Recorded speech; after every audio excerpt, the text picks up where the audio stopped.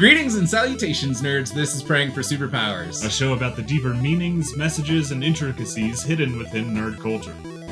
He's Chris Jordahl. That's Trever Shirin. This is Adam Smith. And Jar Jar Binks is my favorite character.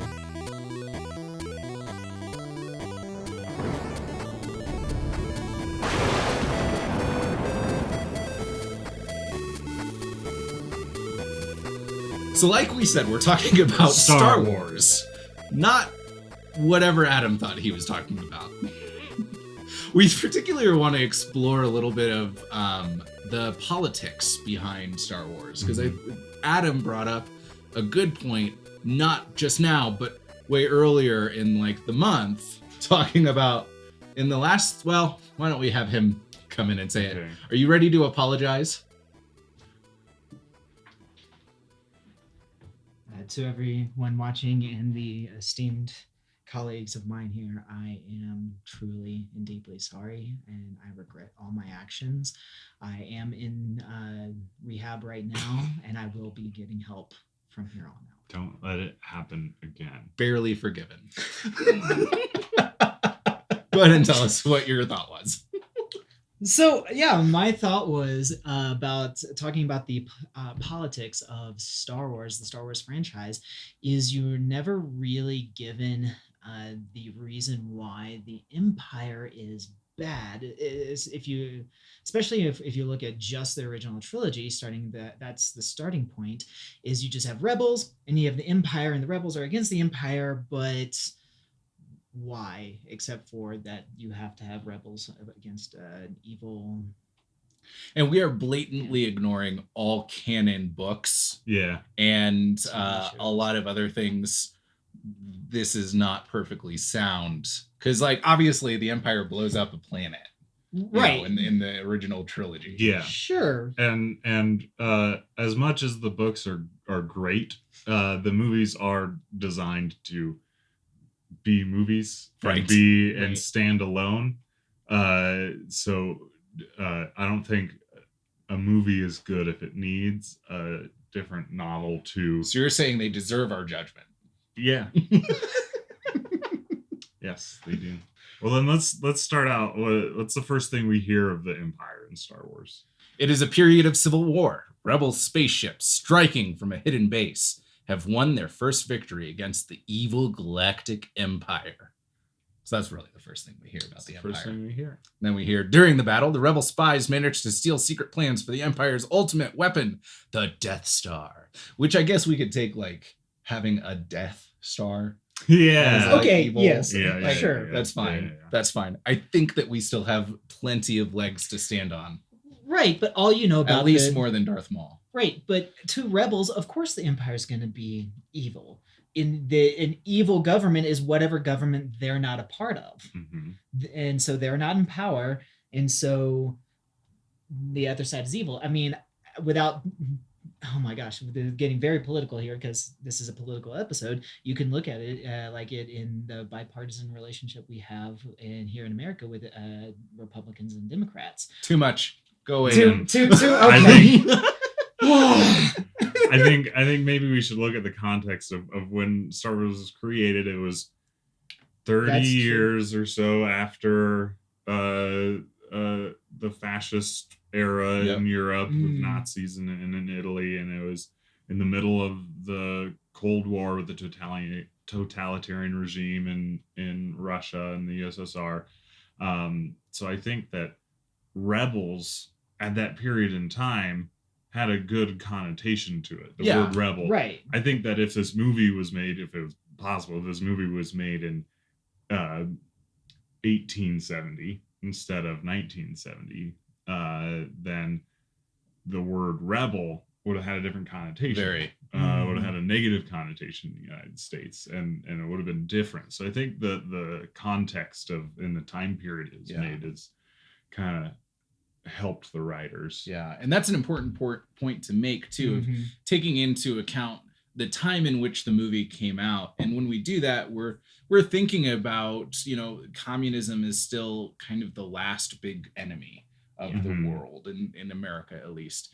And that is echoed in the movies. But even if you look at like how some of those governments maintain power, it's not necessarily just through we have a Death Star and we'll blow up your planet if you don't listen to us, because that kind of tight-fisted leadership has been proven not to work. Yeah.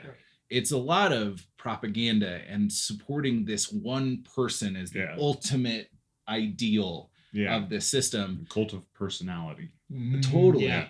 And I would argue that neither Darth Vader or the Emperor have anything remotely close to that. Mm-hmm. You don't see it. I mean, it would be cool to see posters of Darth Vader. Right. No, people have done that as like fan posters and fan art for the series, but you don't see that play a part in the. But we're ignoring. Yeah. But you don't see those play a part in any role in the actual movies. In the movies, you just see the rebels fighting against the Empire. Because the Empire is said to be bad. From Board One is just the evil Empire. That's all that the audience we really need to know. I think Chris had a really good point. Is that it came across this is a product very much of the times in which it was written. Mm-hmm. Now it would look different, and it has looked different. The dichotomy and the relationship between the two factions in the latest Star Wars movies. I think the main idea of what we're talking about is the way that it was portrayed back in the 70s, and then like how it evolved till now. I think movies in general have become more nuanced and complicated, and I think that Star Wars is no exception to that. With the many movies that they have. Where did that change? I'll pose a question. Where did that change? So I think it obviously changed with episodes 1, 2, and 3. Mm-hmm. And so here's the problem.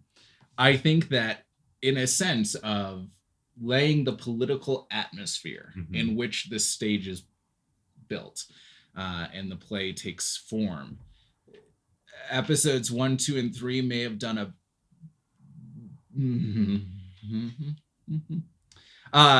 job. They definitely made it more complicated. They gave us more context to the political environment in which the Empire is born. I think the big downfall, apart from a certain character choice, was, well, and I would even argue the character choice is not as bad as not following through with him being a Sith Lord. Right. But anyways, I think the downfall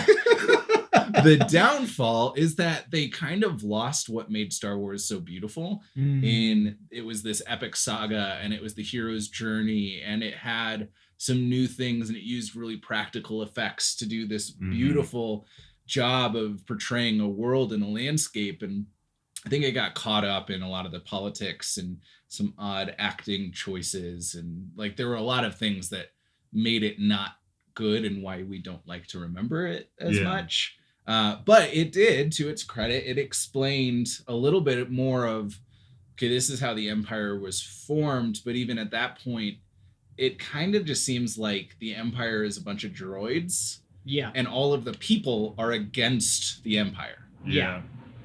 Which you can't, it doesn't work that way. Right. Yeah. It's really, it was really not a terrible choice on their part to set aside Emperor Palpatine as this shadowy, mysterious figure working in the background of pulling all of the strings, wanting to get to power.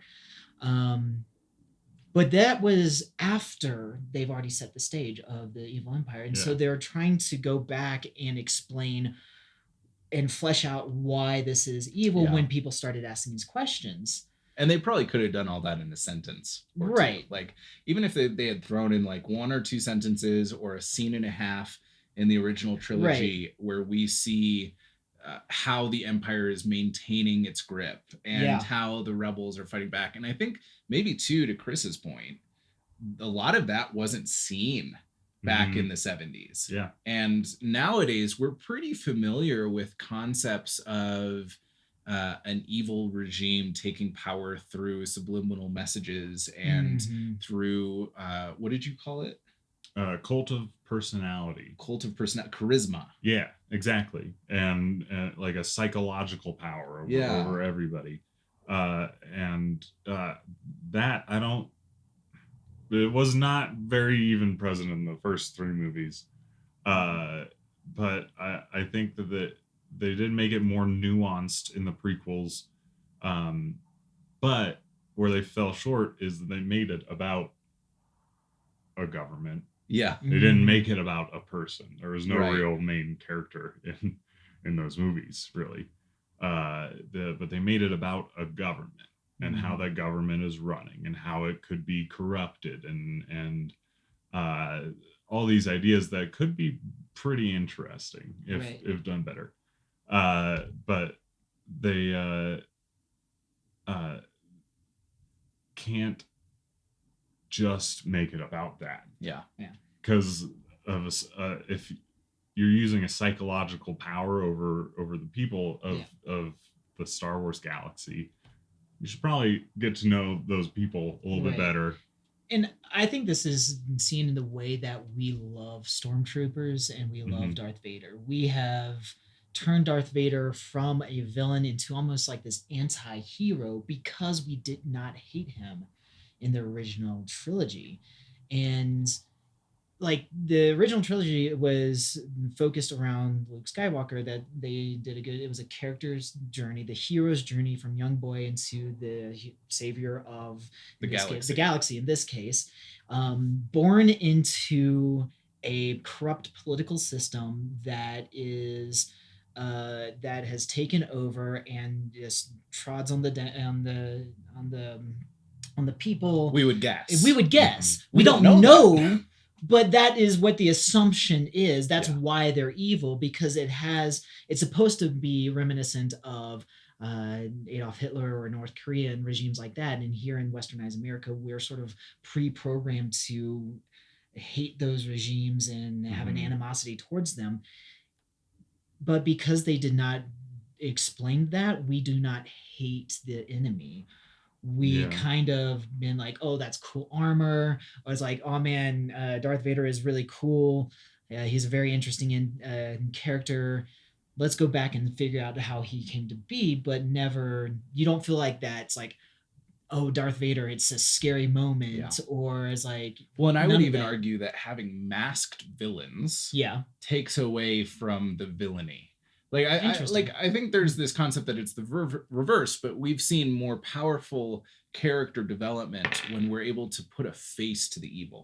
True. And I think, if we go back to our Quantum Leap episode where we talk about the evil within, it becomes more meaningful to us when we see a villain who is like us. And then we run into the issue like, if I'm playing Battlefront 2, it takes nothing within me to kill a stormtrooper. Yeah. Because they're the same as a droid. Yeah.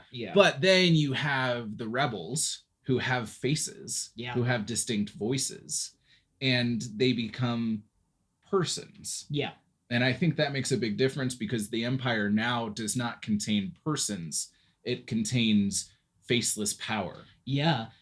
Like even going back to why they explained why all of the stormtroopers look the same. It's not that they were raised and they have to go through military training because that's part of the government, forced military service, and these race of people just happen to have similar builds. It's no, they're all clones. And so if I until a certain point. Until a certain point. But which is really the third trilogy, I think, is where they introduce a new way to build stormtroopers. Right, but personality into stormtroopers. And so so you kill one stormtrooper, you've already killed him, so you can kill anybody else because it's the same clone. Like it just, I think that's a big problem because that separates it from reality in a way that I don't think is helpful to the atmosphere. Sure. But I do think it could be a good metaphor for the way that things actually were in totalitarian societies. You think about the SS or the Gestapo or any other like secret police kind of people within totalitarian regimes. They were taken out of military training or where they were, and they were inundated with all of this nationalism and brainwashed pretty much, to be the type of person that the government wants. And so I think it was a good metaphor for that, a good representation of what these countries and regimes actually do, which and what they want, which is everybody to be the same and to serve the government well and to shoot in the direction of rebels. Well, and how much more evil would the Empire feel if they had child stormtroopers too? Like, even if you add that one element, I think it would change the way that we view it. And I think Chris hit on it really early. Like, it is the context of our world today where we see more of this evil, and you know, with the 24-hour news cycle and all that, we see it. We're exposed to more of that. And maybe we're giving. I still think that we're justified in what we're saying. But maybe there is some truth to, like, the context of the time. It's sort of lost through the ages, because back in the 70s, just after all of this, where it's still fresh in the public's consciousness, is you would have said evil empire, and immediately they would think of those totalitarian regimes, Adolf Hitler and North Korea, all of that's been going on. So no further explanation was needed. They understood, especially if they fought in those wars, what happened in the background behind the curtain. Fast forward, was it 40 years now? Almost 50 years now. New generations that don't really have that experience because the enemy has moved on and shifted, and so if you're fresh eyes to it, it could raise a lot of questions, and honestly difficult questions and hard questions to ask, which may be asking more of a, you know, entertainment to answer. Well, if you think about the enemy while we were growing up in our formative years, it was not one state. It was the amorphous, you know, pockets of it was terrorism, that formless concept. An idea. And so we grew up not really thinking of enemies as countries. We grew up thinking of enemies as ideologies, which is harmful in itself, but there are also harmful ideologies. So I think, I mean, we all loved Star Wars as a kid. I think we were watching it differently. I think we wished that there was this black and this white. There was this. There's evil and there's good. It's easier that way. And we knew where they were in the lines. I think that was the appeal to us, while maybe our parents' generation watched Star Wars and recognized it, and that was the appeal to them. That's a good point. A very difficult concept of good and evil, and dark and light, balance of the forces, now, if you will. So interesting. And like, I just thought of this too. So if these were created now, like the original trilogy now, what would change with our worldview? See, I think this is something I've been chewing on. If anybody's read the book 1984 or watched the movie, it's very intense, and especially now, because it seems a little bit more possible than maybe it did when it came out. Like the concepts and the technology are there a little bit more. I think it would be so cool to see a loosely based Star Wars movie on 1984, where the Jedi are basically within the group and having sequestered meetings and doing things like their secret way, and the Empire is this large controlling group that has eyes everywhere, and it feels inescapable. I mean, that movie would be so because cool. How isn't that super frightening to us now? Big Brother's always watching you, right? And you have to, like, you have meet in secret. Give the Empire the internet, Yeah. And it will change everything. Give them more power. Make them seem bigger. That's what I was thinking. While you were just saying that, I was thinking like droids would have been much more antagonistic and much more of a threat instead of being just like stupid. Like I'm here to get you tea or something like that. Jar Jar Binks as a robot. Yeah. They would have been. He's just like an internet virus that just went. Yeah. You have the JJB virus, huh? Oh no! Lisa's on your computer. Oopsie day, your wedding photos are gone. Hey, Bill, no more money in your bank account now. Yeah. True. Well, if you've made it to the end of this video, kudos on you. Join in the comments where everybody is hating on us and let us know what you think we got right. What did we get wrong? And as always, Peter and I, and I'm sure Chris and Adam as well, will be in the comments replying to it and starting dialogue. That's the whole point, is we want to talk about this and see, like, because I may think, going back to our improv episode with Chris, I may think that the 1984 version of Star Wars is the best polished idea, but we may be able to turn it into something that is actually really good and polished together. I'm Cool.